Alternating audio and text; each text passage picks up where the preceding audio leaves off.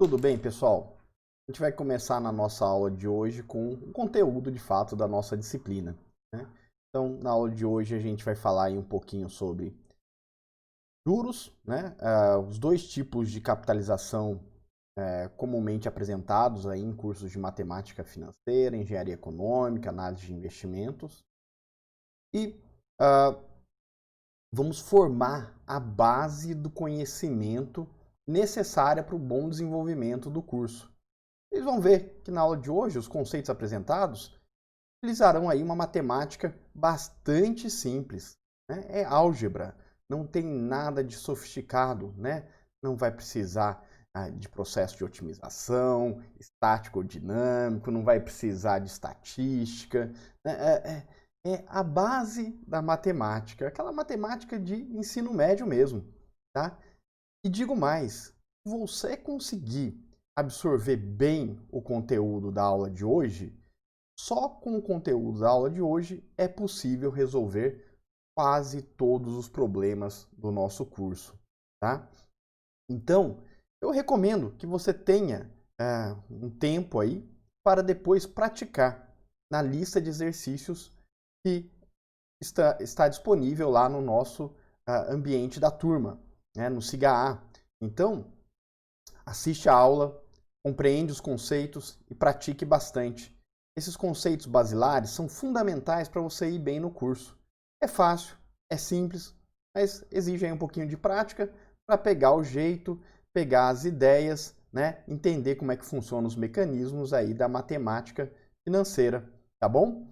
Vou ficar pequenininho e a gente segue aí para a nossa aula no PowerPoint. E hoje a gente começa aí a visitar o Excel, né, que vai ser aí o software que a gente vai utilizar para o desenvolvimento dos exercícios, né, e dos exemplos apresentados em aula. Vamos lá então. Juros simples, juros composto e equivalência de taxas, tá? Nossa aula de hoje vai ser composta aí de algumas partes, onde a gente começa relembrando algo que a gente já viu na nossa primeira aula, são aí as notações adotadas nos principais livros recomendados, pela a calculadora financeira e pelo software de planilha eletrônica que a gente vai trabalhar durante o nosso curso, que é o Excel. Eu vou trabalhar com o Microsoft Excel, mas você pode escolher, tá? Se você quiser trabalhar com o Google Planilhas, sem problema nenhum, tá? As funções matemáticas, de matemática financeira que a gente vai utilizar do Excel, também estão disponíveis no Google Planilhas, estão disponíveis no Excel 365, né? O Excel que roda na nuvem, e todo aluno da Unifei tem acesso de forma gratuita pela parceria Unifei-Microsoft, também tem acesso ao Google Planilhas, né? Então você escolhe, tá? Lá no finalzinho do curso a gente vai usar um ou outro recurso que vai precisar do Excel instalado na máquina, né? A gente vai precisar ali de atingir meta, solver, alguma coisa nesse tipo, né? Mas vai ser lá na última aula, tá bom? Então, por enquanto aí você vai poder lidar com o conteúdo com esses softwares que estão aí disponíveis gratuitamente para você, tá bom? Então, a gente começa falando sobre juros simples ou sistema de capitalização simples, tá?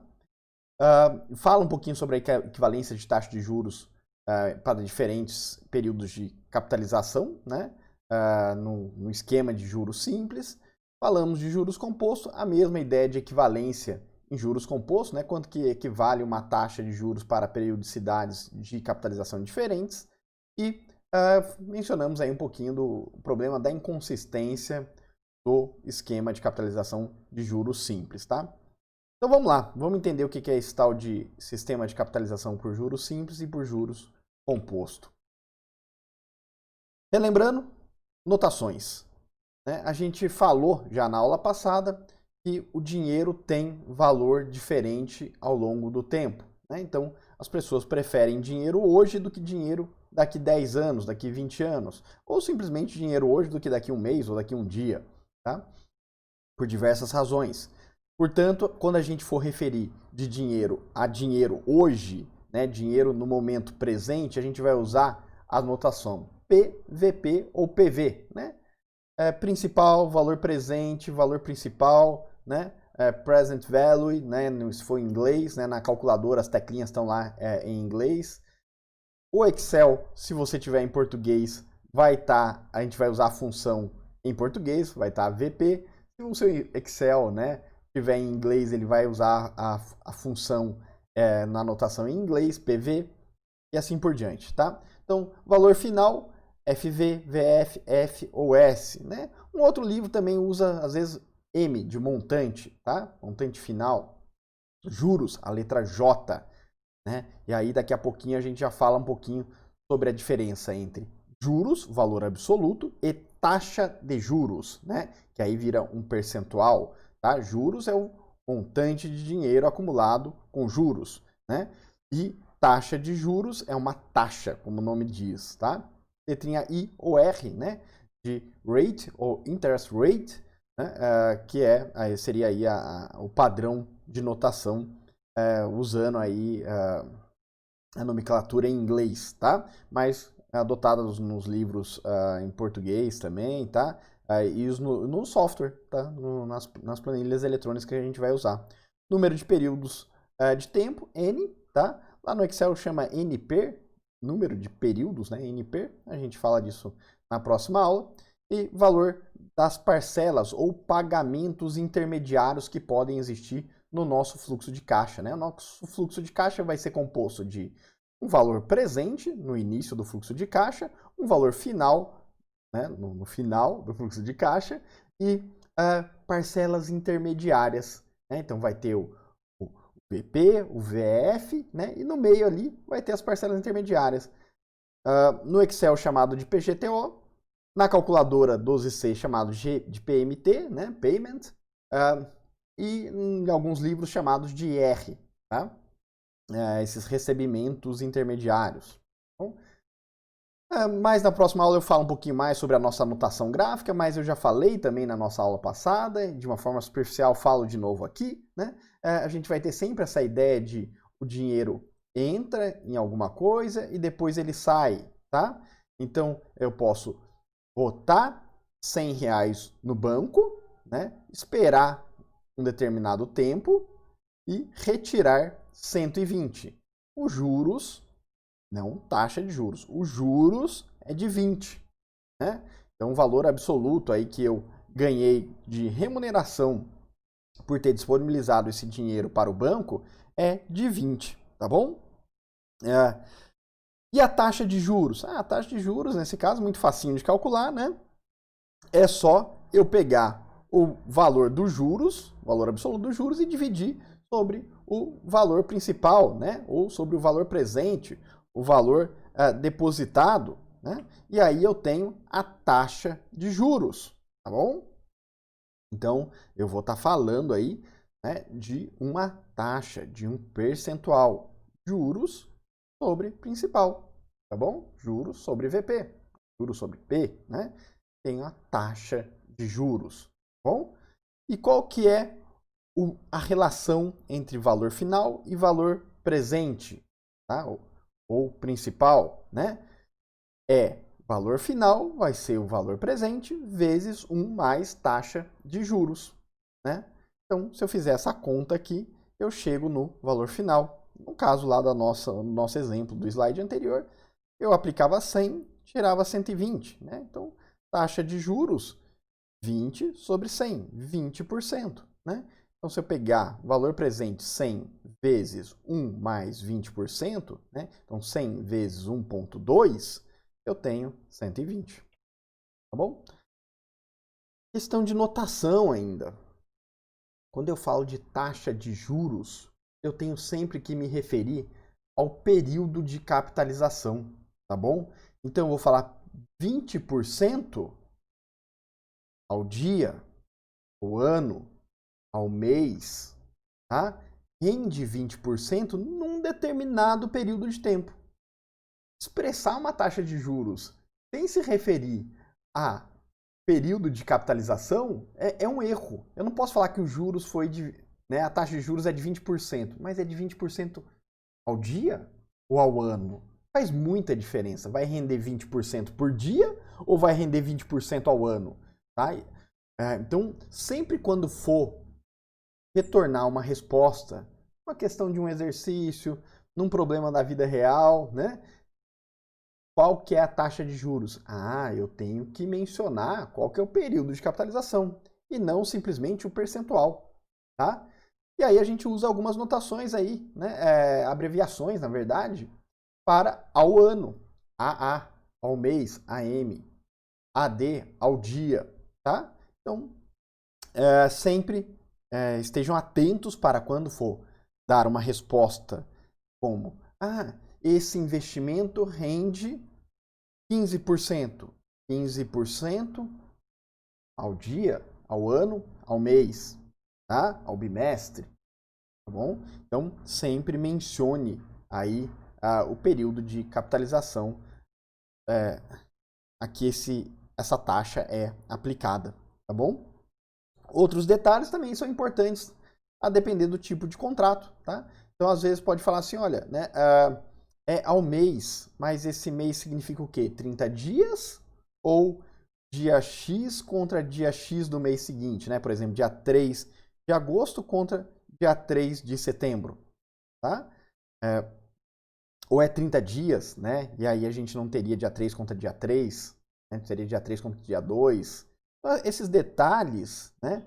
Rende ao ano, tá?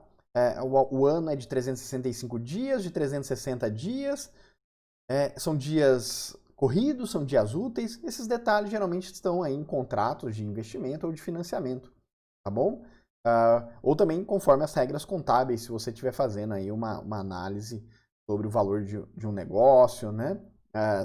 Aplicado já à engenharia econômica, tá bom? Então, sempre atenção aos detalhes sobre como se define essa periodicidade, o que significa um mês, o que significa um ano, e o principal, nunca esqueça de reportar junto com a taxa de juros a periodicidade de capitalização, ao ano, ao mês, ao dia e assim por diante, tá bom? Exemplo, né? Vamos aí para um exemplo bastante simples, tá?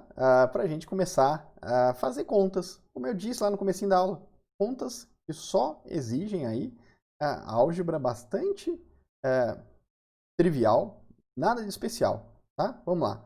Um capital de 10 mil rendeu após um ano de aplicação o montante de 25 mil. Ou seja, eu coloquei 10 mil, saquei 25 mil, né, após um ano. Qual que é a taxa de juros anual recebida nessa aplicação? Interessante, eu já percebi aqui, ó. Ganhei 15 mil, né, que é a diferença entre os 25 mil e os 10 mil. Ótimo, esses 15 mil são os juros, mas ele me pergunta qual que é a taxa de juros. Tem várias formas de calcular isso, né? Simplesmente calcular essa diferença e aplicar, fazer a razão aí da diferença sobre o valor principal, o valor presente, né? E aí encontrar lá 1,5, que 1,5 equivale aí a 150%. Minha resposta é 150% ao ano. Ou posso usar aquela nossa formulinha que exibe aí a relação entre valor presente e valor futuro, né? Então eu encaixo os valores na formulinha. Qual que é o valor presente? O valor do principal, 10 mil. Qual que é o valor futuro? 25 mil. Encaixo os dois aqui, tá? E aí isolo o i, né? E então encontro aí a resposta para a minha questão, tá? Simples assim, não tem segredo nenhum. E até aqui a gente entendeu relação entre valor futuro e valor presente com com uma única rodada de capitalização, tá? E a gente precisa fazer, para fins didáticos, uma separação entre o tipo de capitalização simples e o tipo de capitalização composta. Na verdade, está escrito aqui que são os dois principais regimes de capitalização, né, de juros, simples e o composto, mas na verdade eu diria que o composto é o principal, é o adotado. Em 99,9% das situações é raríssimo o uso da capitalização simples, mas ela ainda é apresentada nesses cursos de engenharia econômica, matemática financeira, análise de investimento, pela razão didática, tá? Para a gente compreender como é que funciona aí o juros composto. É interessante visitar primeiro o conceito do juros simples, e aí partir para o composto. Tem mais algum tipo de capitalização? Sim, tem mais um tipo de capitalização. Tá? É a capitalização contínua, é aquela que o capital está sendo, né, valorizado ou reprecificado a cada, né, mínimo espaço de tempo. O negócio é contínuo. Tá? A gente vai ver no nosso curso de Engenharia Econômica aplicações desse tipo de capitalização? Não, não vai. Tá? Esse tipo de capitalização ele é muito mais teórico. Tá? A aplicação deles é muito comum em modelos de precificação de ativos, tá? Asset pricing, em teoria econômica, tá bom? Onde o preço dos ativos, das ações de uma empresa no mercado estão mudando a cada, né, milionésimo de segundos ali. Então aquilo ali, esse tipo de capitalização, além de ser tratável do ponto de vista da matemática, e aí sim a gente parte para otimização, tá? De uma forma mais interessante, tá? Os pontos de ótimos, né? As derivadas, tá? A gente transformaria isso aí em logaritmos, né? Em exponenciais. As derivadas ficam facilmente tratáveis, tá? Da capitalização contínua. Então, em modelo teórico de economia, a gente usa muito capitalização contínua. Na aplicação prática de a avaliação de viabilidade econômica de um negócio, esse uso já é bem menos comum. A gente não vê no curso de Engenharia Econômica, não se preocupem, na vida profissional do engenheiro deve aparecer com menor frequência. Principalmente quando a gente estiver falando aí de avaliar a viabilidade econômica de um projeto onde tem a engenharia envolvida. Tá bom? Então, nosso curso a gente fala basicamente do tipo de capitalização de juros composto. Tá? O juros simples a gente vê na aula de hoje para fins didáticos. Tá? Deve ter ali um ou outro exercício sim nas listas de exercícios sobre juros simples, né? Pode cair aí na sua avaliação, mas o foco é no juros composto. Bom?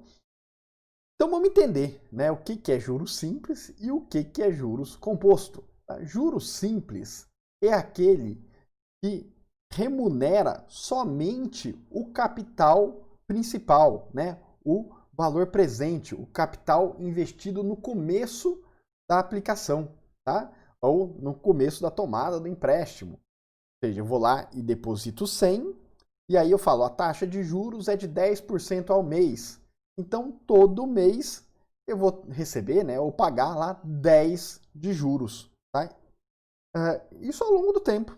Então, a cada período vai incorrer 10 de juros, que é 10% do 100 inicial, tá bom?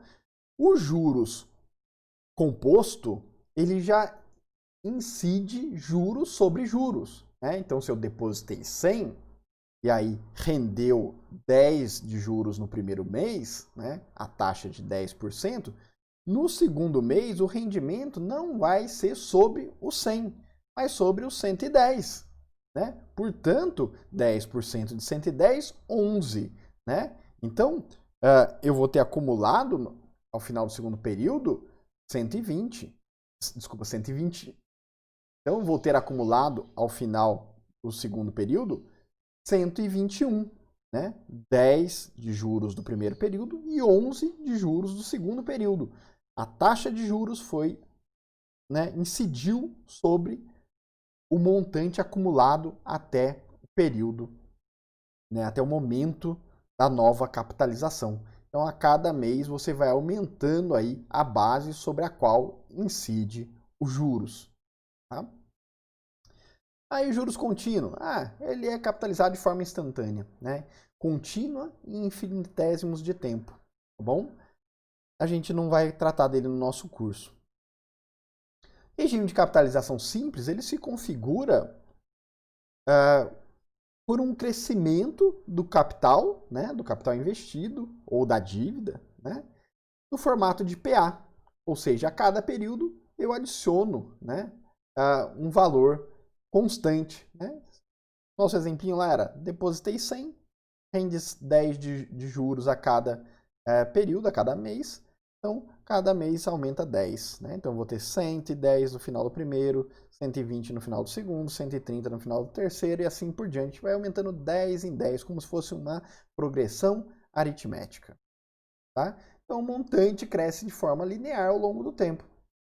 Tá? Os juros só incidem sobre o capital inicial e não há registro de juros sobre os juros acumulados nos períodos anteriores. Tá? E aí, para a gente descobrir quanto que a gente vai ter no final, a conta vai ser muito simples. Né? Vai ser o valor principal vezes o número de períodos vezes a taxa de juros. Né? Então, isso aí vai ser o que a gente acumulou de juros nesse tipo de capitalização. Tá bom? Então, vamos pegar aqui um exemplo bem simples. Né? Então, vamos supor que a gente tenha feito um depósito de 5 mil, remunerado a taxa de juros simples de 10% ao ano. Olha que interessante, AA ao ano. Né? Nesse caso, os juros acumulados e o montante durante 2 anos serão, né? Aí a pergunta.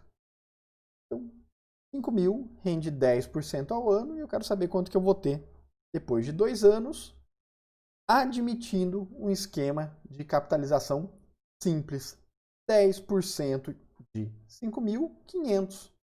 2 anos rendendo 500, quanto que eu vou ter? 6 mil, né? No final desses 2 anos. Os 5 mil iniciais, mais 500 de cada ano. Tá? Simples assim. Então, esse é o esquema de capitalização simples. Né? Graficamente, a gente poderia representar sendo algo desse tipo. Né? A gente coloca um principal e os montantes, aí, os valores finais, aí, né, vão crescendo ao longo do tempo de uma forma, né, numa forma aí, de PA, né, uma progressão aritmética. Os juros nada mais vai ser do que o valor investido vezes a taxa, vezes o número de períodos, e o valor final é exatamente esse rendimento de juros somado, né, ao valor principal investido. Então é o P vezes ele, né, vezes 1, né, para ficar ele mesmo aqui, e o que é acumulado de juros, né, que é o P vezes I vezes N. Tá bom? Então, definimos aí como é que a gente calcula, né, o montante de juros, né, acumulados no esquema de capitalização simples, tá bom? Então, se eu quiser saber o valor final de uma aplicação em capitalização simples, o valor final é igual ao valor presente mais os juros, sendo que os juros é, né, o valor presente vezes a taxa de juros vezes o número de períodos, tá bom? Então, esquematicamente, aí, né, montando aí um gráfico, a gente pode representar da seguinte forma. Né? Invisto P, rende I vezes P a cada período, e lá no final eu vou ter o P mais todos esses juros aqui. Então, N, né, são N períodos, N vezes I vezes P, né, que eu vou somar ao P. Tá bom? Então, os juros é o N vezes I vezes P, que eu somo ao P e tenho aí o valor de saída, né, o valor final. Bom, então, mais um exemplo bastante simples. Se eu aplicar 100 a uma taxa de 15% ao ano por 3 anos, quanto que eu vou ter ao final do período? Né? E a cada período de capitalização? Então, vai render aí 15 a cada período. Né? Então, ao final do primeiro período, eu vou ter acumulado 15 de juros. No segundo período, eu vou acumular mais 15 de juros. No terceiro período, eu vou acumular mais 15 de juros, o que vai me dar aí um total de juros acumulado ao longo desses 3 anos de 45. Portanto, eu tenho no final, né, se eu somar ao capital investido, 145. Bom? Mais um exemplo, tão simples quanto. Né? Eu quero saber aí quanto que eu vou ter, né, se eu aplicar 5 mil, rendendo 10% ao ano, no final de 5 anos. Né? Então, 10% de 5 mil, 500 vezes 5, 2.500.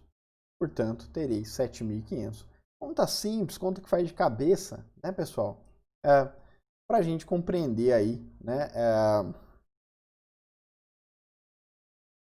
como é que funciona esse sistema de capitalização simples. Tá? Então, a gente já descobriu aí quanto que foi o valor final em diversas situações. Eu posso, às vezes, querer saber qual que é o valor dos juros. E aí eu chamo a atenção. Eu estou perguntando o valor dos juros e não da taxa de juros. Tá? Então, quando a pergunta é desse jeito, né? Suponha que eu tenho feito um empréstimo de 5 mil e o montante pago ao final de 2 anos tenha sido 6 mil, então o valor de juros nesse período será de 1.000. Subtração simples, tá? Então, peguei 5 mil, devolvi 6 mil. Quanto que eu paguei de juros? 1.000. Então, eu posso querer saber qual que é os juros, eu posso querer saber qual que é o valor presente aplicado, né? Posso querer saber também qual que é a taxa de juros. Então, a depender da questão, eu tenho aí um daqueles parâmetros da nossa relação mais simples possível entre valor final e valor presente, né, que é dada por essa formulinha aqui. Qualquer um desses pode ser a incógnita. Esse exemplo, a incógnita é o valor presente. Né? Eu sei que após 3 anos de uma aplicação, eu recebi 250 mil. A taxa de juros simples, né, no método de capitalização simples anual, é de 25%. Quanto que eu apliquei? Então eu conheço o FV, conheço o I, né, que é a taxa de juros, e conheço o N, que é o número de períodos. O que eu não conheço? O VP, o valor presente, né, o principal. Então, eu vou isolar o VP. Né? Vou fazer FV dividido por 1 mais I vezes N. Eu vou fazer? Conheço tudo, encaixo aqui e descubro o valor. Tá? Posso, né, querer responder aí uma questão, né, de mais longo prazo. Posso falar, olha, quanto que eu vou ter depois de 16 meses se eu aplicar 500 a uma taxa de 4%? Né, com capitalização simples. Simples também resolver isso aí. Né? 500 vezes 1 mais N vezes taxa de juros. Né? Ou taxa de juros vezes N. Né? E aí eu obtenho a resposta para essa minha questão. Vamos falar sobre proporcionalidade de taxa de juros no esquema de capitalização simples, tá bom? Primeiro, o que é proporcionalidade de taxa de juros? Eu posso querer saber quanto que vai render a minha aplicação, por exemplo, em meio ano, mas o que eu recebo de informação é a capitalização, né, a remuneração, a taxa de juros anual. Então me exibem a taxa de juros, falam, olha, rende 20% ao ano. Mas eu não quero deixar um ano, eu quero deixar só 6 meses. E eu sei que a capitalização é diária, ou eu sei que a capitalização ocorre a cada mês. Né? E aí como é que eu transformo nessa taxa de juros anual para semestral ou para mensal? Né? Então, essa proporcionalidade de taxa de juros é de interesse, né?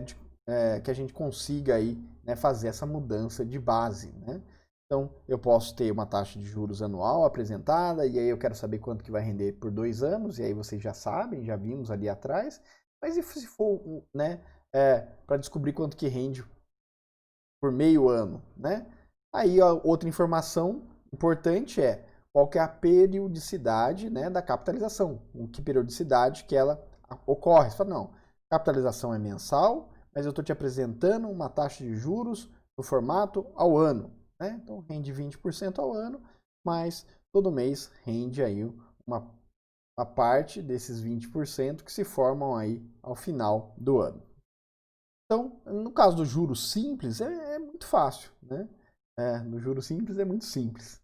Então, se eu tenho, por exemplo, aí uma taxa de juros anual de 10% e quero saber ao mês, né, fala, olha, a capitalização acontece aí mensalmente, né? Quanto que vai render a cada mês? 10% dividido por 12, tá? Tanto quando eu estiver falando de períodos maiores da aplicação quanto de menores, né, vai ser uma proporção exata, tá bom? Se for 2 anos, vai ser 20%.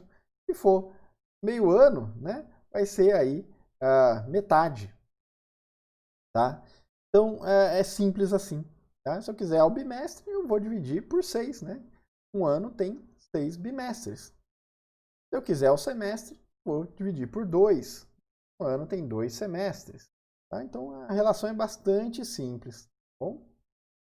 Então, para eu ter a proporcionalidade aí entre taxas de juros, eu vou, né, fazer a relação proporcional direta. Falamos aí, entendemos como é que funciona o esquema de capitalização simples. E agora vamos falar do regime de capitalização composto. Tá? Professor, mas por que você falou do regime de capitalização simples? Lá no começo da aula você falou que não é usado. Não é usado mesmo. Tá? No passado aí não muito distante, a justiça, né, no caso do Brasil, a justiça em uma outra situação aí de cálculo de reajuste de dívida, né, está sendo cobrado na justiça, quando esse período de reajuste não era muito grande, ainda admitia que a cobrança fosse feita por juros simples. Tá? Hoje em dia, isso já é ponto superado. Não existe contrato, não existe prática e não existe situação onde se remunera o capital pelo esquema de capitalização simples. O esquema de capitalização simples, ele hoje em dia é teórico, tá? Só para a gente entender, né, a diferença aí e guardar melhor como é que funciona o esquema de capitalização composto. É aquele que faz sentido. Né? Por que ele faz sentido, o esquema de capitalização composto? Porque a gente, né, imagina uma aplicação financeira. Você vai lá e bota 100. Né, e você rende, né, tipo uma caderneta de poupança. Tá? Ela rende todo mês, você recebe lá um juros. Tá? Coloca 100 e aí recebe lá 10% a cada mês de juros. E aí, se você deixa ele aplicado por mais meses, né, você, num esquema de capitalização simples, você continuaria recebendo 10 a cada mês. Né?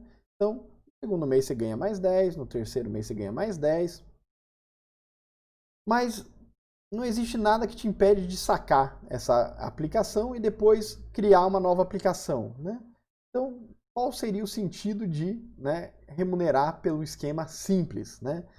Todo mundo ia, no final do primeiro período, sacar os 110 e criar uma nova aplicação agora com 110 para os 10% incidirem não sobre 100, mas sobre 110, né, e ganhar mais. Né? E na economia, a gente não tem essas travas que impedem as pessoas, né? Na economia livre, né? A gente não tem essas travas que impedem as pessoas de colocarem o seu dinheiro e retirarem o seu dinheiro da maioria das aplicações, tá bom? Sim, existem. Hoje em dia está até muito na moda aí os CDBs de longo prazo e tal, né? Mas a maior parte das aplicações a gente pode, né, sacar já com a remuneração, já com alguns juros acumulados e reaplicar, né, no mesmo investimento ou em outro, né, no mesmo negócio, no mesmo projeto ou em um projeto diferente. Então, o juros composto começa a fazer aí mais sentido. Bom, e aí a relação entre valor presente e valor final deixa de ser aquela do tipo PA, né, progressão aritmética, mas passa a ser aquela relação do tipo PG. Né? Notem que a gente passa a ter aqui um expoente. Né? Então, a cada momento, juros será, né, incidido sobre juros do período anterior. A gente cresce numa progressão geométrica, né? O crescimento é exponencial, né? É o juros composto, é juros sobre juros, tá? Então a gente tem essa característica, né, de progressão geométrica ou uma evolução exponencial. É incorporado ao capital, né, os juros que ocorreram, que foram pagos nos períodos anteriores até aquele momento. Sobre esses juros incidirá a taxa de juros e o novo juros desse período será ainda maior. Tá? Então essa é a capitalização composta, tá bom? No nosso esqueminha aqui, né, de representação gráfica, seria eu aplicar P. No primeiro período, a taxa de juros incide só sobre P, mas no segundo período em diante, né, a taxa de juros começa a incidir sobre P e sobre o que tem de juros acumulado até aquele momento. Tá? E assim por diante. Né? Então, aqui no terceiro, a gente vai ter o I vezes P mais IP, né?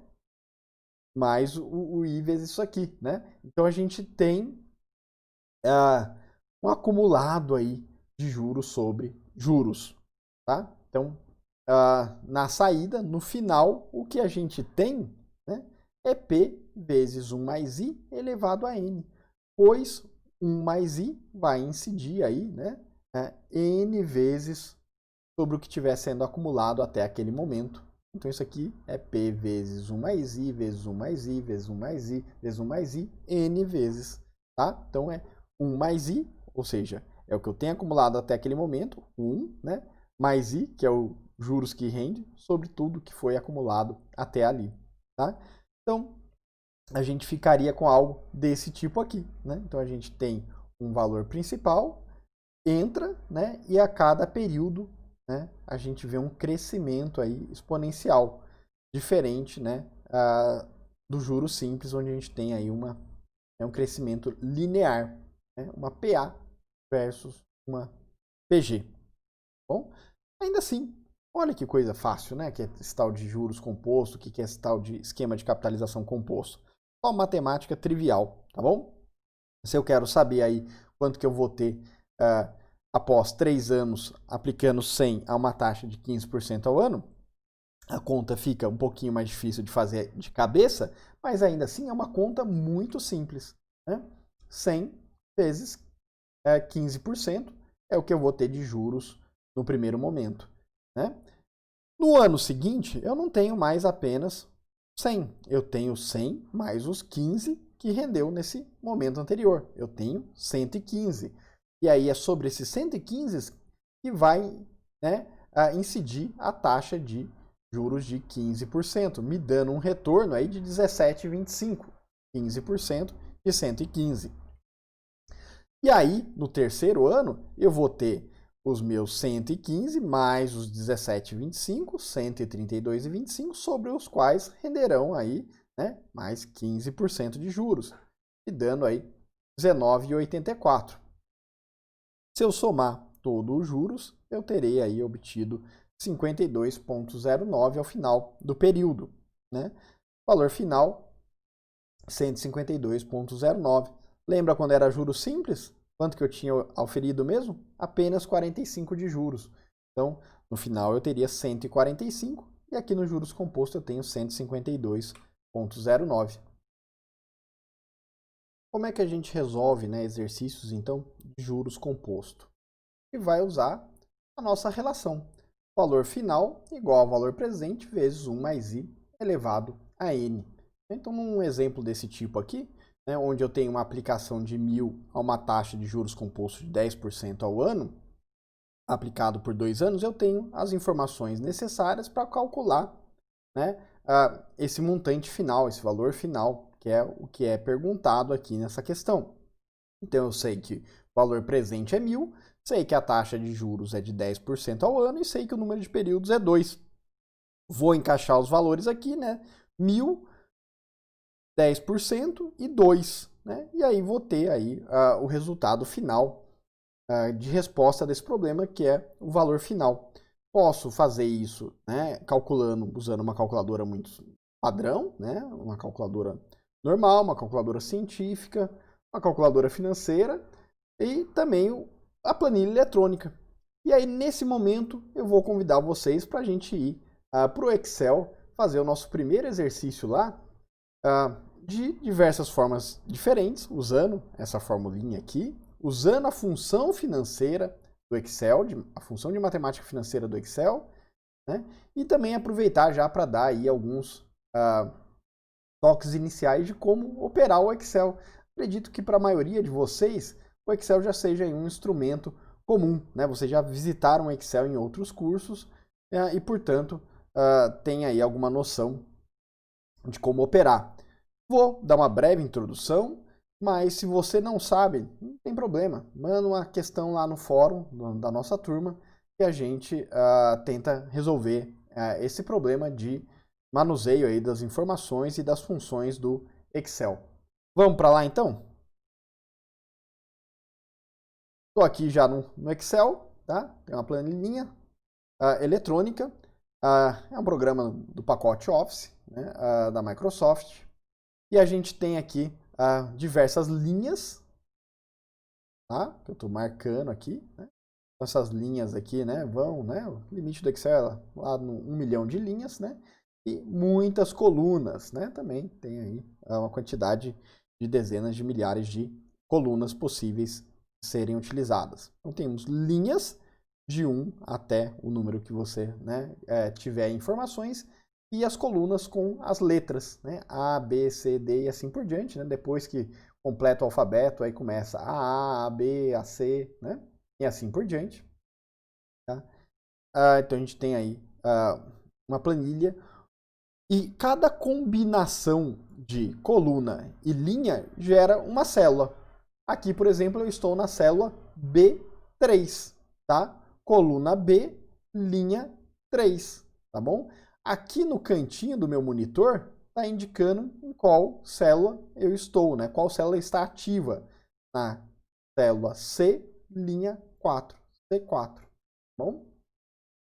Cada célula dessa pode receber, né, um conjunto de informações. Podem ser números, texto, né, para usos um pouco mais sofisticados, pode ser até imagem, vídeo, etc. Mas a gente vai preencher essas células com, né, basicamente números e textos, tá bom? Então eu posso escrever aqui, por exemplo, né, começar a escrever as informações do enunciado do nosso exercício que a gente está resolvendo, né? Então lá diz que o valor presente da minha aplicação, e aí eu escrevi aqui valor presente, e dei um Enter, ou coloquei a setinha para o lado e saí da célula, né? Escrevi VP. E aqui na célula do lado, eu vou colocar o valor monetário, né? 1.000. O valor presente é de 1.000. Ótimo. Aqui o 1.000 ficou com uma formatação que não me agrada. Eu gosto quando aparece o pontinho, eu gosto quando tem duas casas decimais. E aqui eu posso formatar o tipo de número. Tá? Eu posso clicar aqui e formatar de uma forma bastante detalhada. Eu posso só clicar nesses zerinhos aqui, ó, ele já coloca num formato um pouquinho mais interessante para mim. Tá? E minha taxa de juros, 10%. Escrevo 10%, com sinal de percentagem. Número de períodos, N, 2. Tá? As células recebem textos e números. Tá? Posso colocar números bastante grandes, frações e tudo mais. Cada uma dessas células também comporta, né, expressões algébricas. E toda vez que eu quiser que o Excel faça uma conta ou retorne um resultado na célula, seja a partir de uma expressão algébrica, seja a partir do uso de uma função, eu quero que ele exiba o resultado dessa conta, eu tenho que começar o meu texto na célula com o sinal de igual. Tá? Então vou até aumentar o zoom aqui na minha tela, tá? E colocar o sinal de igual para ficar bem claro para vocês. E aí aqui eu posso fazer a conta de resposta do nosso exercício. Não vou fazer aqui nessa célula, vou fazer aqui embaixo. Vou nomear aqui de valor final e vou calcular aqui do lado. Como é que eu calculo o valor final mesmo, pessoal? Valor presente vezes 1 mais i elevado a n. E é isso que eu vou colocar aqui. Então, eu posso vir e colocar os números, valor presente, 1.000, vezes, aí o vezes é o asterisco, aí, que é o representante da multiplicação aqui no Excel, 1 mais a taxa de juros, 10%, elevado, o elevado expoente, né, é o sinal de circunflexo, né, um acento aí circunflexo, aperta o circunflexo, aperta o espaço, ele já aparece, tá? E 2, número de períodos. Ótimo. Tive aí a resposta final do meu exercício, valor final de 1.210. Eu poderia ter calculado esse valor final de outra forma, né? Eu já tinha escrito todos esses valores aqui em cima, o valor presente, o i, o n, e eu reescrevi tudo aqui, né? Eu poderia já aproveitar o que está escrito lá em cima, referenciando as células, tá? Então o Excel permite a gente fazer conta referenciando uma determinada célula ou muitas células, tá? É o que a gente vai fazer agora. Igual, valor presente está em qual célula? Aqui na célula D4. D4. Cliquei com o mouse aqui na D4, ele já escreveu D4 aqui para mim. Eu poderia ter escrito D4, tá? Vezes 1 mais, onde está o i? Ah, o i está na D6. Eu posso escrever aqui D6. Ele já marcou de vermelhinho ali a D6. Elevado, né, expoente aqui, 2, vou clicar com o mouse aqui. Dou Enter, ele fez a conta. Né? Eu referenciei as células que contêm os valores de interesse para mim. Tá bom? Uma outra forma de utilizar o Excel para fazer contas. Eu posso também calcular o valor final sem recorrer à fórmula, né, algébrica expressa ali como uma função. Né? Eu posso utilizar, né, recursos já pré-programados no Excel. Então ele tem, né, lá no banco de funções dele algo que já me diz assim, você quer calcular o valor final, né, de uma aplicação ou de uma dívida, né, de um exercício de matemática financeira com juros compostos, né, com esquema de capitalização de juros compostos, use uma função pré-pronta do Excel. Ah, professor, como é que eu faço para usar uma função já pré-programada do Excel? Vamos ver. Tá vendo aqui, ó, fx, inserir função? Então é aqui mesmo. Você vai vir aqui inserir função, vai vir aqui, ó, e procurar na categoria financeira, tá? E aqui você vai achar o valor final, a função valor final. Ótimo. Ok, coloquei valor final. Aí ele vai pedir informações. Ele pede taxa, número de períodos, PGTO, VP e tipo. Nossa, quanta coisa. E aí você coloca, né, você alimenta ele com essas informações. Você pode vir aqui na taxa e escrever 10%. Mas você pode também referenciar número de períodos. Tá aqui na célula D8. Eu poderia ter referenciado a taxa, também colocado D6. Tá? PGTO, tá? Essa função valor final, ela serve também para calcular o valor final de um fluxo de caixa com pagamentos intermediários. O nosso exemplo não tem pagamentos intermediários por enquanto, tá? É só entra 1.000 e sai quanto depois de 2 anos, tá? Não tem nenhum depósito intermediário, ou depósito, ou saque, né? O fluxo de caixa é só uma entrada e uma saída por enquanto. Nas próximas aulas a gente vai ver fluxos de caixas com entradas e saídas ao longo do tempo, mais característicos de projetos de engenharia econômica. A função VF a gente vai aprender lá na devida aula que ela só aceita, né, fluxos de caixas com entradas e saídas ao longo do tempo se as entradas e saídas forem uniformes, tá bom? Então, fluxo de caixa que a gente vai chamar aí de fluxo de caixa uniforme. Mas nesse momento não precisa nem colocar nada ali, porque não tem PGTO. Tem valor presente? Tem um valor inicial investido? Tem sim. VP. Valor presente, estamos definido. Tipo. Tá? Nesse momento a gente não se preocupa com isso, tá?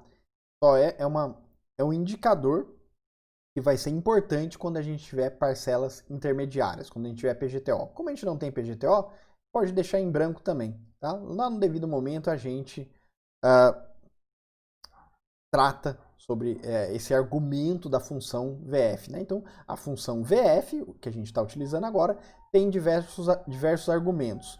Taxa, número de períodos, PGTO, VP e tipo. Como eu não tenho pagamentos intermediários, eu não preciso preencher esses argumentos. Se eu der o OK aqui, eu vou ter a resposta, tá bom? Ah, professor, saiu com reais e negativo. Sim, é uma função da matemática financeira, então ele já procura exibir aí o resultado na notação de moeda, tá bom? E por que saiu negativo? Porque entrou positivo. Bom, pessoal, lembram lá da nossa anotação no PowerPoint onde tinha uma setinha para cima e depois tinha uma setinha para baixo? Então, se entra positivo, se entra para cima, sai para baixo, tá? Nos meus argumentos aqui, se eu tivesse colocado a entrada, né, o valor presente aqui negativo, sairia positivo. Pronto, tá bom? Então, setinha para cima, setinha para baixo, né? Troca o sinal.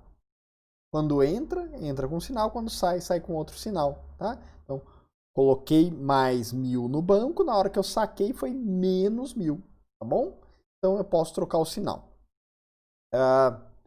Notem que aqui na minha célula agora tem algo escrito. Está escrito assim, ó, VF 10%, ponto e vírgula D8, ponto e vírgula nada, ponto e vírgula menos D4.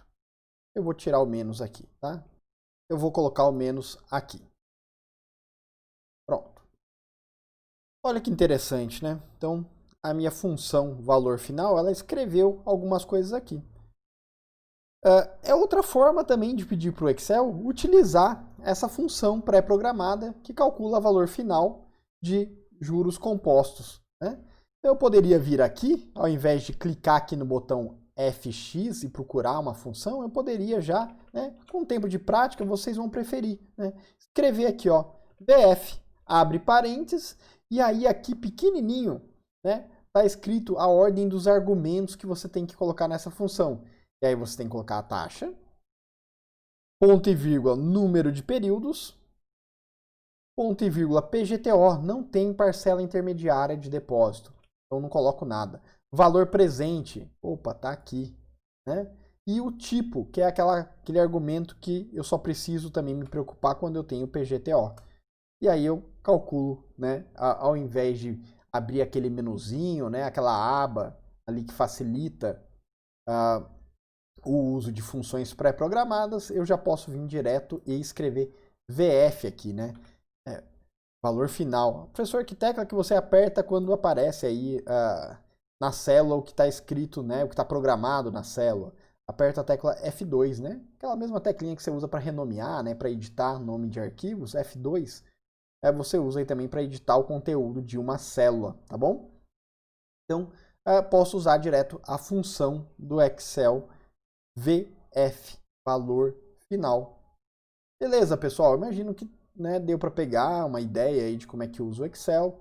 Treinem, peguem um jeitinho, né? Vamos começar aí, né, a usar o Excel para resolver os nossos exercícios, tá bom?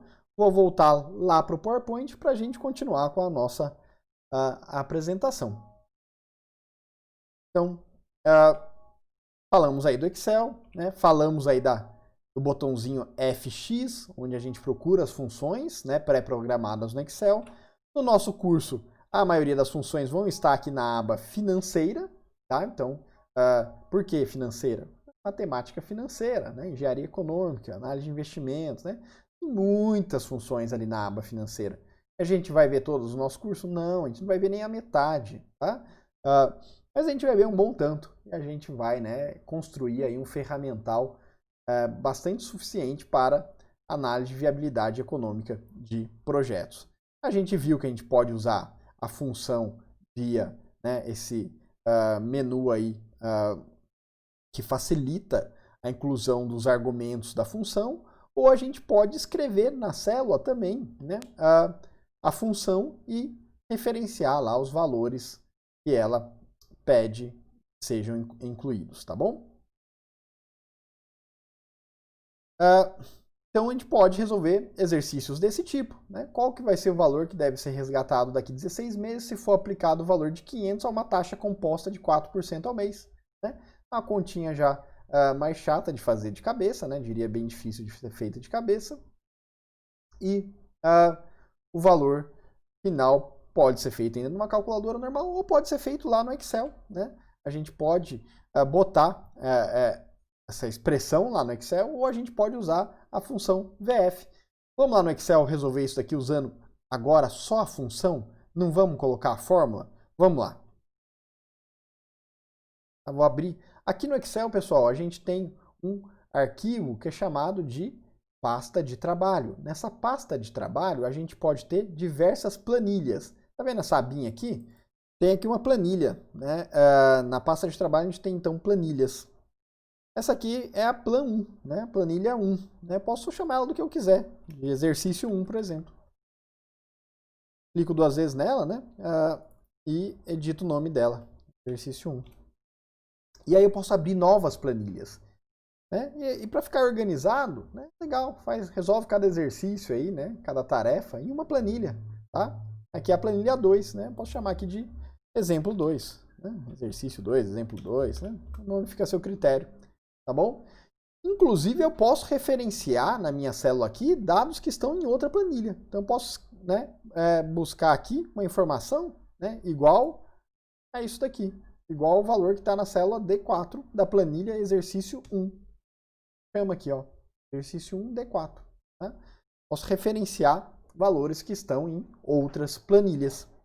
Mas eu vou usar essa planilha aqui agora para resolver o meu novo exercício, onde o VP é 500, né, o número de períodos é 16 meses e a taxa de juros é de 4% ao mês. Pronto, e eu quero saber o valor final. E eu já vou direto aqui usar a função VF. Tá? VF. O que eu tenho que colocar primeiro? Taxa. Está aqui. Depois, número de períodos.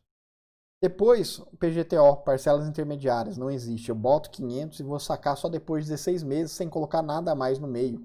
Tá? Ou tirar nada. Tá? Valor presente, está aqui.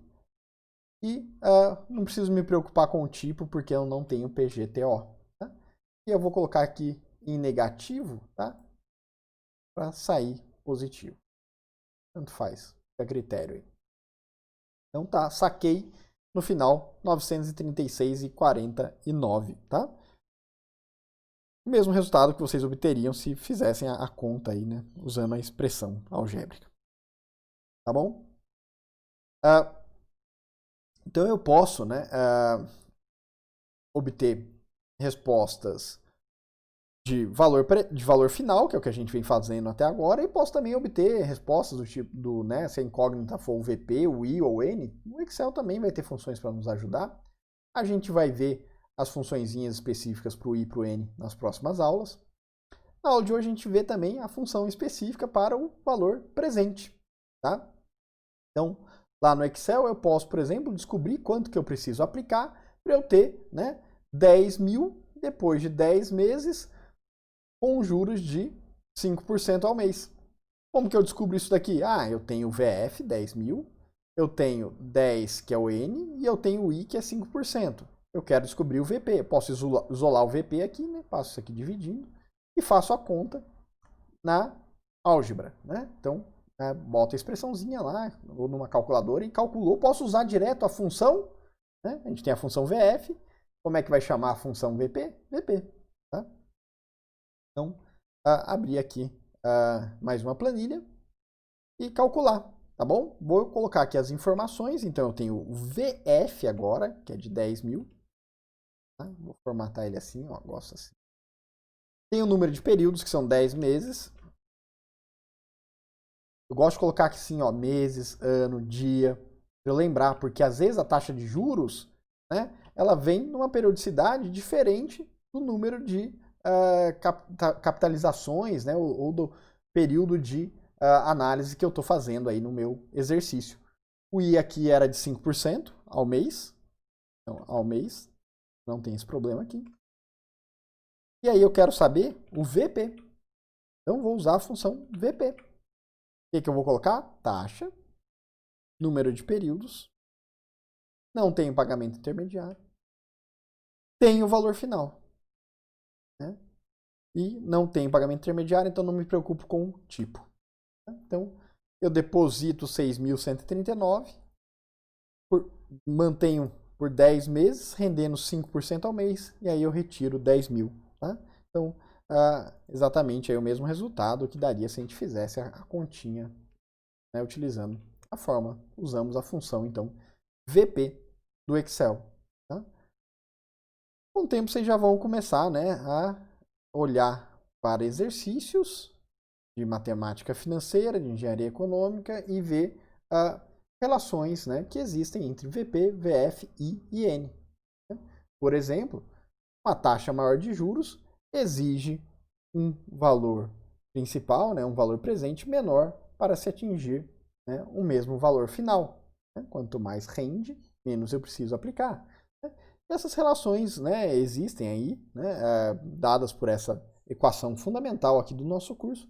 Com o tempo você já começa, né, a perceber se uma resposta de um exercício faz sentido, né, na hora que você muda ali o N, o I, o VP, e aí como é que as coisas respondem, né? Então ter essa formulinha na cabeça é muito importante. E vai usar muitas funções do Excel? Vai. Mas nunca esqueça dessa fórmula. Tenha ela sempre em mente, essas relações entre VF, VP, I e N. É fundamental ter essa noção para ter uma boa compreensão e percepção do problema econômico. Tá? E ainda digo mais, apenas dominando muito bem essa relação entre VP, VF e N, você consegue resolver aí a maior parte dos exercícios do nosso curso, tá? É lógico que com o passar do tempo, a gente vai, né, sofisticar os problemas, e aí se a gente conhecer funções mais sofisticadas do Excel e fórmulas mais elaboradas, a gente economiza trabalho.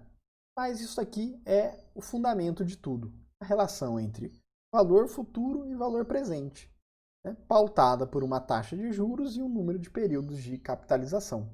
Bom, lá no juros simples, a gente viu que transformar, né, a taxa que é expressa num determinado período de capitalização, né, num determinado período de tempo, para outro período de tempo, era direto.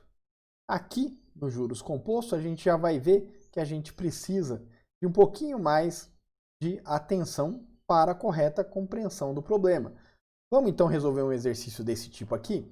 Suponha que eu tenha R$100 e queira aplicar esses R$100 por 7 meses, a uma taxa de juros de 12% ao ano. Olha só que interessante. Vai ficar aplicado 7 meses e eu tenho a informação quanto renderia se ficasse aplicado por um ano. A capitalização é do tipo composta mensal, ou seja, cada mês rende juros, né? E aí esses juros, né, se soma aí ao montante e juros sobre juros, aquela história toda da capitalização composta. Eu quero saber, né, quanto que eu vou ter de dinheiro após 7 meses. Como é que eu resolvo esse problema? Tá? Então, tem várias formas de se resolver, mas o que eu quero apresentar aqui nesse exercício para vocês é a lógica, a racionalidade por trás da equivalência de taxa de juros quando eu estou falando de juros compostos. Tá? Então, primeira coisa que eu vou fazer é converter essa taxa de juros que está expressa aqui ao ano, né, 12% ao ano, para uma taxa mensal. Porque se tiver ao mês, eu já sei fazer a conta. VF igual a VP vezes 1 mais I ao mês, esse I ao mês, elevado a 7. Aí eu sei resolver. Mas quanto que é, né, a taxa de capitalização mensal, sendo que é 12% ao ano? Ah, professor, é 12% dividido por 12 dá 1%. Não, não é. Não é. Por que que não é? Porque a gente está falando de juros compostos. Então, não é essa relação, né, de juros simples. Tá? É aquela que me fala, olha, né, independente do número de períodos, o juro só incide sobre o principal, então não tem juros sobre juros. Né? Aqui não, aqui tem juros sobre juros. Então a gente precisa montar a expressão de relação de equivalência. Eu tenho que me dizer, né, eu tenho que partir desse fundamento aqui, que P vezes 1 mais I ao ano é igual a P vezes 1 mais I ao mês elevado a 12. Aí sim é igual, né? Porque eu tenho uma relação de igualdade aqui. E aí eu conheço o I ao ano, que é 12%, mas eu não conheço o I ao mês. Tá? E aí como é que eu faço? Ah, então é fácil, né? Eu já conheço isso daqui. O P está aqui dos dois lados, né? O P está dos dois lados, o que que eu faço? Corto. Né? Então, né? A gente começa a resolver esse nosso problema. Eu conheço o I ao ano, mas eu quero saber I ao mês. Né? Então é só isolar o I ao mês. Né? Isolo o I ao mês aqui, boto o I ao ano aqui e é isso mesmo. Né? Aí para isolar esse I ao mês aí, né? Eu preciso fazer o quê? Né? Para isolar esse daqui que é aí a minha incógnita do problema. Eu tenho que tirar ele aqui de dentro dessa potência. Né? Então está elevado a 12. Né? aí eu tenho que tirar ele daí de dentro. Então, o que eu vou ter que fazer? Elevar os dois lados a 1 sobre 12. É uma opção, né? Então, vou lá e elevo os dois lados a 1 sobre 12. Tá? Só mudei aqui tá, o lado das coisas para já ficar do lado esquerdo a nossa incógnita. Tá? Então, elevei a 1 sobre 12 aqui e elevei a 1 sobre 12 aqui esse lado também. Tá? E aí pronto, né? Aqui eu corto. Já consigo aqui ficar mais próximo de estar isolando I ao mês. Né? Vou passar esse 1 para cá, né? Subtraindo. Né? E pronto, está isolado. Então, se eu quero descobrir qual que é a taxa de juros mensal equivalente a 12% ao ano, eu vou colocar 1 mais 12% elevado a 1 sobre 12 menos 1. Então, qual que é a regra aqui? Eu quero diminuir a periodicidade. Tá o ano, mas eu quero ao mês. O ano tem quantos meses? 12. Então, eu elevo a 1 sobre 12. Não divido a taxa por 12. Eu faço 1 mais I ao ano, elevado a 1 sobre 12, subtraio 1. E aí a resposta numérica aí do nosso problema está dada. É 0,949%. É menos do que 1%. Afinal de contas, é juros sobre juros. Eu preciso de menos do que 1% para formar 12% ao final de um ano. Tá bom? E aí eu posso aplicar essa taxa mensal na formulinha que eu já conheço, que é VP vezes 1 mais I, agora o I expresso aqui ao mês, elevado a 7. Ou eu poderia já, de uma forma mais prática, eu já poderia de fato vir aqui e resolver o problema da diferença de periodicidade direto. Então eu faria VP vezes 1 mais I, só que eu colocaria o I anual, elevado a 1 sobre 12, vezes 7. O 7 aqui no expoente. Também daria o mesmo resultado.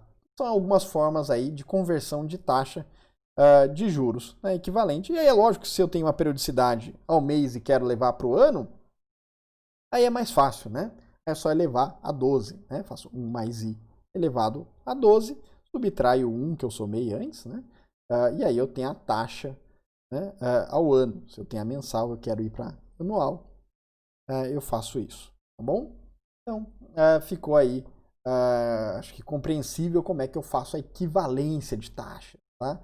Então, aqui tem um resuminho, Eu tenho uma periodicidade menor, quero para desculpa, se eu tenho de um período menor e quero para um período maior, só elevar, fazer 1 mais a taxa do período menor, elevado ao número de parcelas que eu vou ter ali dentro desse período maior, e depois subtrair esse 1 que eu somei.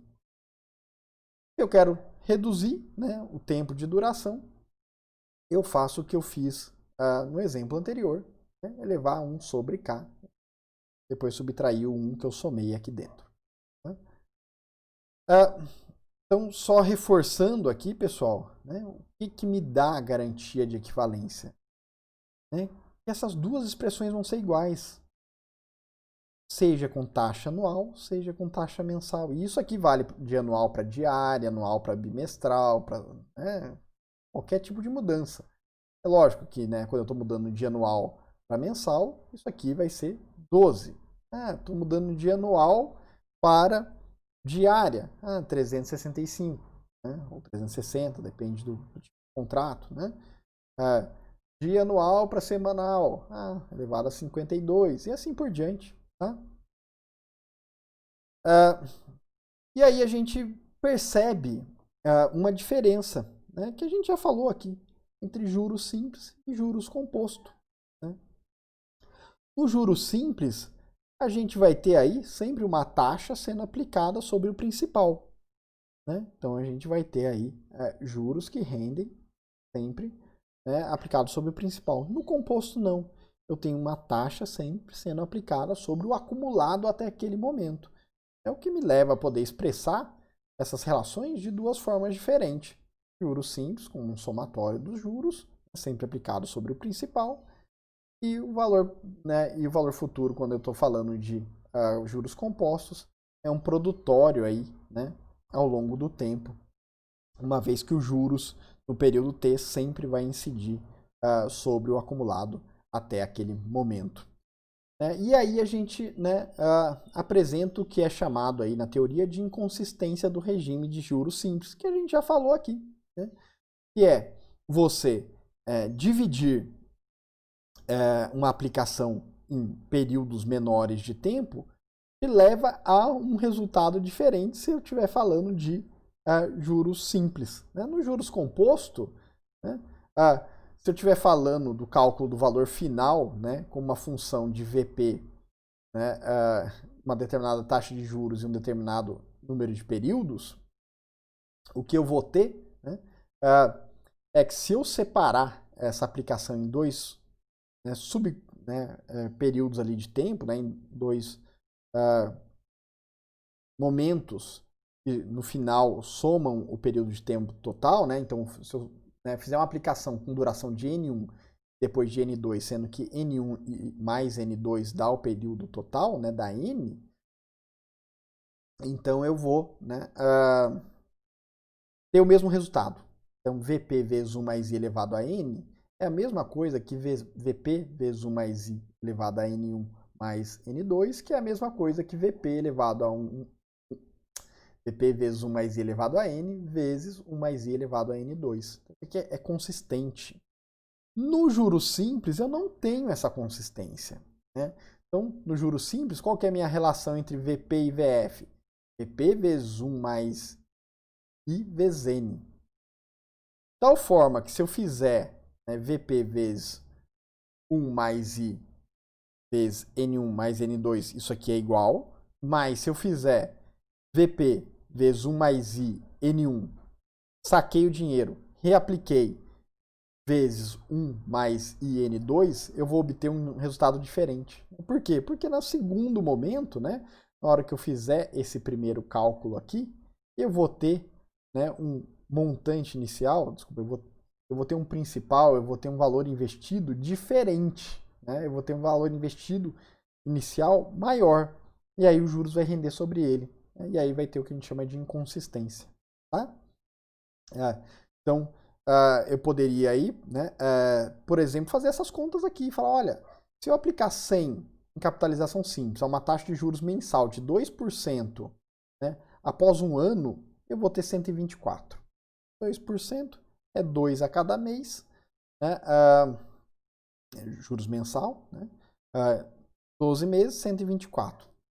Agora, se eu aplicar, né, se eu pegar essa mesma quantia, 100, deixar aplicado por 6 meses, formar 112, né? Posteriormente, aplicar de novo esses 112 por mais 6 meses, né? Eu não vou ter mais 124, eu vou ter mais, eu vou ter 125 e 44.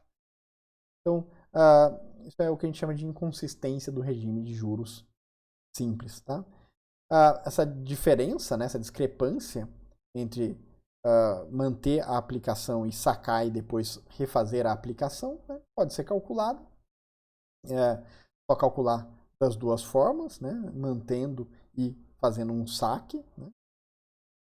E aí, no nosso caso, seria ali os 125, né, e 44 menos os 124, essa seria aí a discrepância.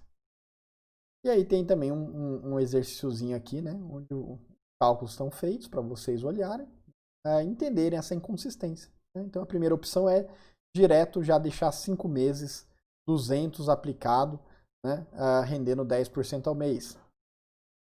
Tem aqui 10%, né, vezes 5. Aplicado sobre o valor principal de 200, eu teria 300. Mas se no terceiro mês eu sacar, né, 260 e refizer a aplicação com 260, eu obteria 312, muito mais. Bom? Então é o que a gente chama de inconsistência aí do regime de juros simples. Tá? Só para vocês terem noção. E é justamente por essa inconsistência, por não fazer sentido do ponto de vista da maior parte das transações econômicas, que ele é tão pouco utilizado na vida real, aí, né? No nosso dia a dia. E o juros composto é o adotado. É difícil trabalhar com juros compostos? Não, muito fácil. Né? A gente já viu que também é muito simples, né? Muito fácil. E pode ser adotado, e a gente vai adotar no nosso curso sem maiores problemas, tá bom? Lembrando que tanto a calculadora financeira quanto o a planilha eletrônica não tem funções para capitalização de juros simples. Todas as funções de VF, VP e todas as outras que a gente vai ver aí ao longo do nosso curso são programadas admitindo que o esquema de capitalização é do tipo composto. Não existe função pré-programada para juros simples nas planilhas eletrônicas nem na calculadora financeira, tá bom? Então lá no Excel, na hora que eu escrever VF, ele já está admitindo que a capitalização é composta, tá bom? E isso vai valer para todas as funções que a gente vai usar. Juros simples foi só para pegar uma ideia, ter uma noção de como é que funciona esses dois esquemas diferentes de capitalização, tá bom? Só para a gente fechar, eu estou deixando aí no SIGA para vocês uma lista de exercícios para vocês começarem a treinar, né, a matemática financeira no Excel. E lá tem algumas questões que já estão com gabarito, tá? Para vocês aprenderem, pegando o jeito, né? Tá lá o gabarito da solução, tá? E a solução, para apresentar essa solução, eu usei um recurso interessante do Excel, que é referenciar a célula a um determinado nome e não a um determinado local na planilha, tá? Eu vou mostrar para vocês como eu faço isso. Coloquei dessa forma lá só para manter uma anotação, para na hora que vocês clicarem na célula onde está a resposta, vocês saberem qual argumento que é cada um que está sendo incluído ali na função ou na conta, né, na fórmula algébrica. Vamos lá no Excel, vocês vão entender um pouquinho melhor o que eu estou dizendo, tá? É basicamente isso aqui que está no slide, tá? Eu transformei a célula, o nome da célula B2 em um nome, tá? Vou fazer um exemplo aqui, bem bobinho, para vocês terem noção do que eu fiz, tá? Eu vim aqui, né, e coloquei um valor, 2, por exemplo, tá? E eu vou colocar aqui, ó, preço. Vou fazer um exemplo que não é de matemática financeira, só para entender a função do Excel, só para entender o que eu fiz no Excel, tá? E aqui é banana e aqui é maçã, tá? O preço da banana é 2, o preço da maçã é 4, tá bom? E aí eu quero comprar uma banana e uma maçã, tá bom? E aí eu quero fechar aqui, né, a conta final. Quanto que vai dar lá a minha conta na feirinha comprando uma banana e uma maçã. Eu poderia vir aqui, né, e referenciar C4 mais C5, tá? Ou eu poderia vir aqui e chamar C4 de banana. Banana. Viu? Vim aqui onde estava o nome da célula e mudei para banana. Dei o Enter. E aqui na C5 eu mudar para maçã. Pronto. E aí a conta final eu faço assim. Banana mais maçã. Pronto. E aí aqui fica banana mais maçã. Tá? No gabarito lá das nossas questões eu botei, né, chamei, né, a taxa de juros de I, chamei o valor presente de VP e assim por diante, né, de P, né, na verdade, e N, o número de períodos, e dei nomes para ficar mais fácil do que C5, C4, D8, né? Na hora que você clicar na célula, você já sabe, é taxa de juros, é valor presente, né, é valor final, então fica mais fácil de você ler a célula, só por isso, tá bom? Ótimo, mudei aqui o nome, tá bom? Se eu quiser, em algum momento, apagar esse nome aqui, né, um pouquinho mais chato, eu vou ter que vir aqui em fórmulas, tá? Gerenciador de nomes, tá bom? Vou vir aqui, gerenciador de nomes, e vou, né, por exemplo, ver esse nome banana aqui, eu vou excluir ele. Ok, excluí o nome banana. Aí ele já vai dar erro aqui, porque aqui eu estou referenciando banana, e banana não existe mais. Agora o que existe, de novo, é C4. Então, vocês aprenderam a dar nomes diferentes para células, né? Além do que a localização dela, ela pode ter um nome. E já aprenderam, né, a mudar esse nome se precisar, tá? É só uma curiosidade aí, um recurso do Excel que eu uso e nem todo mundo usa, então não sei se todo mundo sabe, estou explicando aqui. Não tem nada a ver com a matemática financeira, mas só para vocês compreenderem. Então, fica aí para vocês fazerem o download da planilha de exercício no SIGA.